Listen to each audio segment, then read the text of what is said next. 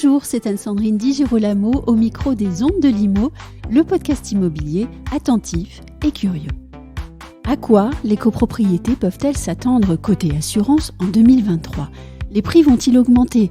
Quels enseignements tirer de l'effondrement des immeubles à Lille récemment ? De façon générale, qu'est-ce qui fait la qualité d'un contrat d'assurance pour la copropriété ? Réponse avec Fadi Elchek, directeur commercial chez Verspiren Immobilier. Fadi Elchek, bonjour. Bonjour Sandrine. La copropriété, c'est un lieu où de nombreux contrats d'assurance se côtoient, si je peux dire les choses comme ça. Tout à fait. Qu'il s'agisse de l'assurance de l'immeuble ou bien de ceux, par exemple, souscrits pour les travaux. J'aimerais donc qu'on fasse un point en cette fin d'année 2022, en tout premier lieu sur les prix, parce que c'est une question qui intéresse à la fois les professionnels et les copropriétaires. L'inflation, elle a fait son œuvre dans bien des secteurs. Est-ce qu'il en sera de même sur les prix de l'assurance en 2023 ? Anne-Sandrine, vous faites bien de démarrer avec cette question parce que c'est d'actualité. En effet, on connaît une inflation qui avoisine les 5% côté économique. Aujourd'hui, les contrats d'assurance sont directement affectés par cette inflation. Les contrats en multirisque immeuble, donc pour la copropriété, sont indexés sur un indice qui s'appelle l'indice FFB. C'est l'indice de la Fédération française du bâtiment. C'est très logique d'ailleurs. Tout à fait. Et en effet, cet indice connaît une progression spectaculaire, si je peux dire ça comme ça. Parce que pour le troisième trimestre 2022, la progression de l'indice était de 9,88. Donc on a avoisiné les 10% en progression d'indice. Et pour le quatrième trimestre, on est à 8,33. Donc bien au-delà de l'inflation nationale. Tout à fait. Ce qui veut dire, dans des termes simples, c'est que contractuellement, tout contrat en multirisque immeuble peut augmenter à minima de 10% sans pouvoir contester cette augmentation. Pourquoi ? Parce que l'indice FFB indexe l'évolution de la prime, mais il indexe aussi l'évolution des garanties. Ça veut dire les garanties du contrat s'actualisent avec cet indice et aujourd'hui, on ne peut pas contester une majoration qui est égale au jeu de l'indice. Sans pouvoir contester ou négocier ? En fait, contractuellement, elle n'est pas contestable. Et là, tout le rôle d'un courtier avec un contexte client, avec un contexte assureur. Aujourd'hui, je vous avoue qu'on a pu, pour certains contrats, négocier en dessous de l'indice. Pour certains contrats, malheureusement, on n'a pas pu faire grand-chose. Il ne faut pas oublier quelque chose qui est majeur, c'est que cette augmentation, elle est liée à une évolution marché. Oui. Cette évolution marché, c'est l'inflation, c'est le coût des matériaux, c'est la hausse des matières premières. Aujourd'hui, les assureurs parlent en matière de dommages d'une évolution du coût moyen du sinistre à période égale qui, selon les assureurs, parce qu'ils n'ont pas tous les mêmes chiffres, mais ils ne sont pas très loin, c'est entre 6 et 9% par assureur. Quand un coût moyen du sinistre évolue de cette taille, on comprend parfaitement qu'à la sortie, l'assureur doit se prémunir vis-à-vis d'une sinistralité à venir. Et comme nous tous, on prend l'exemple d'un artisan qui vous fait un devis en février. Si vous lui actualisez et vous donnez bon pour accord en septembre, il va vous dire oui, mais mon devis doit être actualisé parce que le coût des matériaux que j'achetais en février n'est plus le même. Aujourd'hui, on a vu des progressions de coûts de matériaux à des pourcentages qu'on n'a jamais vus depuis des années. Oui, d'ailleurs, toutes les planètes s'alignent et pour le coup, elles s'alignent malheureusement. C'est-à-dire qu'on a une multicause de l'augmentation.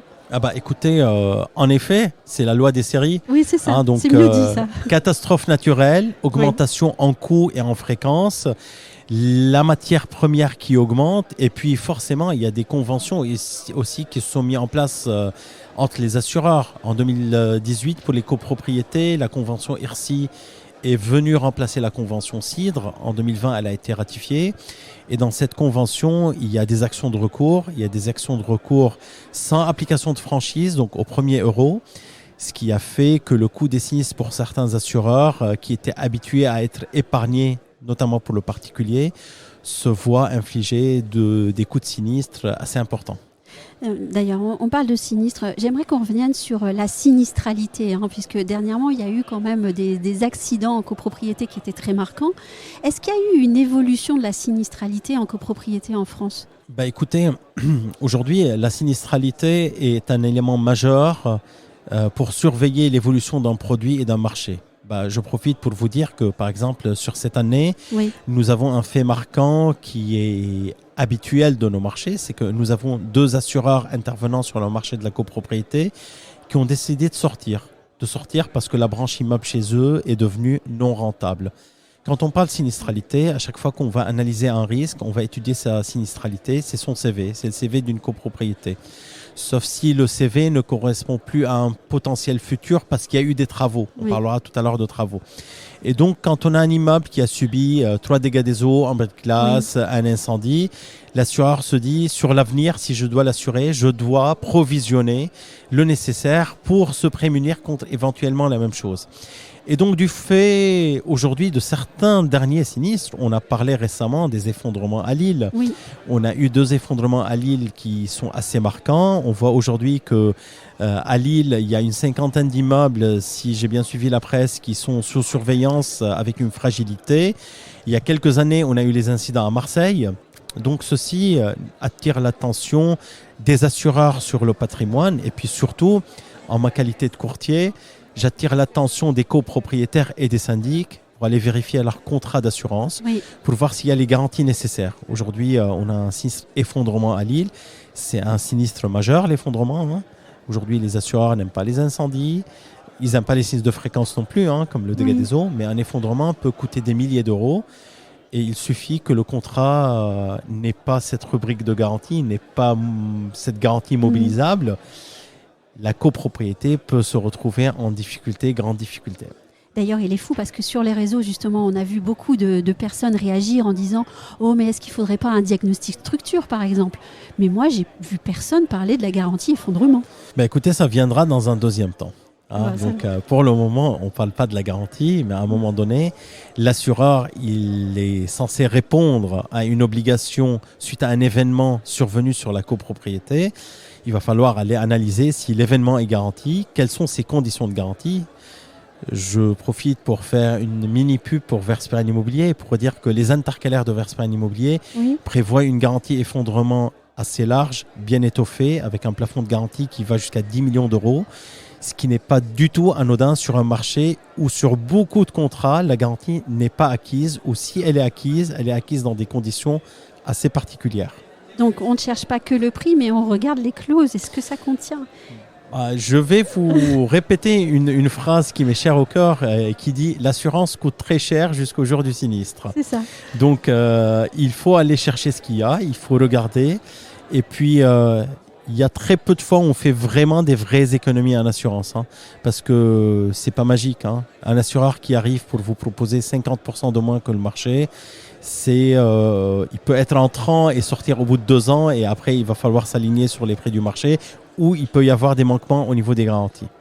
On va parler d'un autre sujet difficile, sujet du moment. Avec les obligations de rénovation énergétique des immeubles, eh bien nécessairement il va y avoir en copropriété des projets de travaux. Et je dis nécessairement, mais aussi bien heureusement, je dirais. On peut parler maintenant de la dommage ouvrage, si vous le voulez bien. Est-ce qu'elle va évoluer pour s'adapter à cette actualité-là ? Est-ce qu'elle va suivre les projets de rénovation énergétique et comment ? Écoutez, aujourd'hui, les copropriétés et les copropriétaires font face à cette loi qui est nécessaire, parce qu'on sait très bien que nous avons des logements qui deviennent limite insalubres parce qu'il n'y a pas d'obligation de les mettre en état. On sait très bien qu'on est dans un souci énergétique. Tout le monde passe à la voiture électrique, tout le monde passe à l'économie de l'énergie. L'économie d'énergie passe par des phases de travaux pour isoler les copropriétés. Qui dit projet de cette ampleur et de cette taille, dit beaucoup de charges pour la copropriété, dit beaucoup de souscriptions de crédit et dit souscription de dommage ouvrage.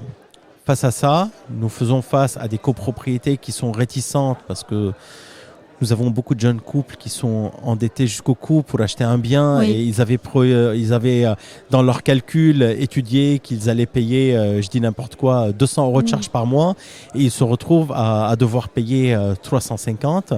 Donc nous pouvons faire face à de l'impayé en copropriété. C'est pour cela que je conseille aussi les copropriétés de souscrire des contrats de protection juridique avec recouvrement de charges, voire souscrire des contrats de charges impayés.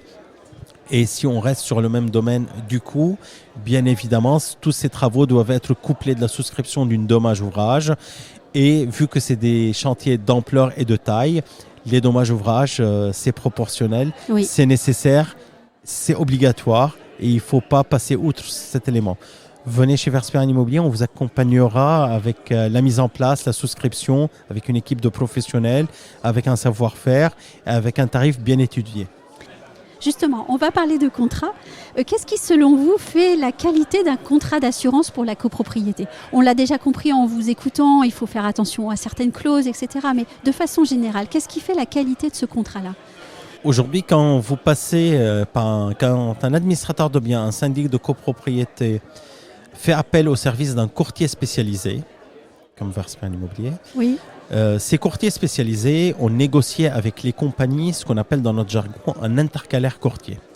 Un intercalaire courtier, c'est un document annexe qui vient se greffer aux conditions générales de la compagnie pour venir étoffer les garanties, donc augmenter les plafonds, réduire les franchises, rajouter des garanties nouvelles et venir donner un confort de couverture au contrat de base. Donc il faut faire très attention par rapport à l'étendue des garanties. Nous avons des contrats qui vont s'actualiser avec l'actualité du marché.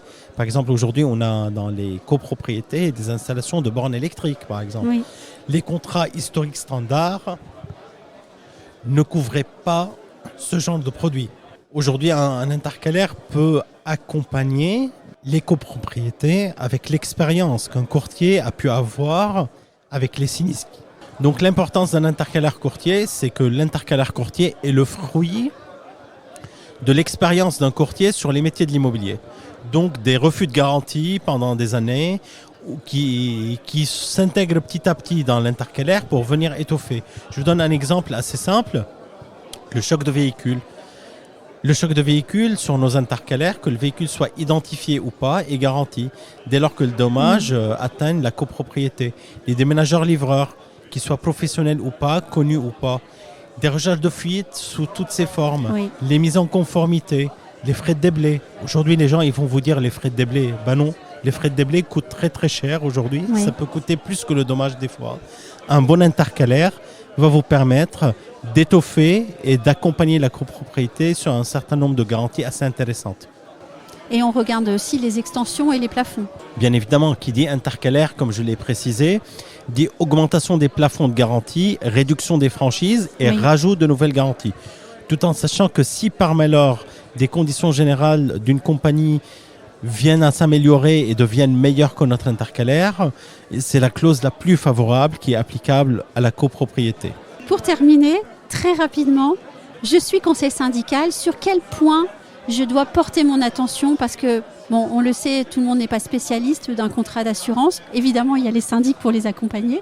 Mais sur quel point un conseil syndical va obligatoirement devoir se former et puis regarder ?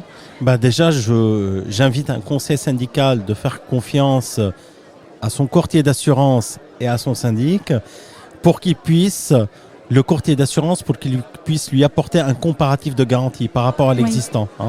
Soyons réels, on n'est pas en train de vendre au marché, on n'est pas des vendeurs de tapis. On va faire un comparatif de garantie pour montrer à un syndic quels sont les points forts par rapport à un contrat existant et à un éventuel remplacement. Il faut regarder la LCI, il faut regarder les capitaux en matière d'incendie, de vol, de vandalisme.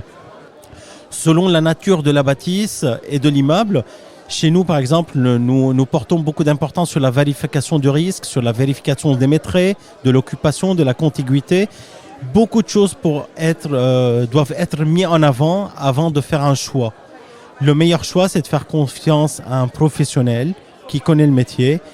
En France, les professionnels en courtage en matière de copropriété, on n'est pas très, très, très nombreux. Faites confiance, on vous accompagne, faites confiance à votre syndic aussi.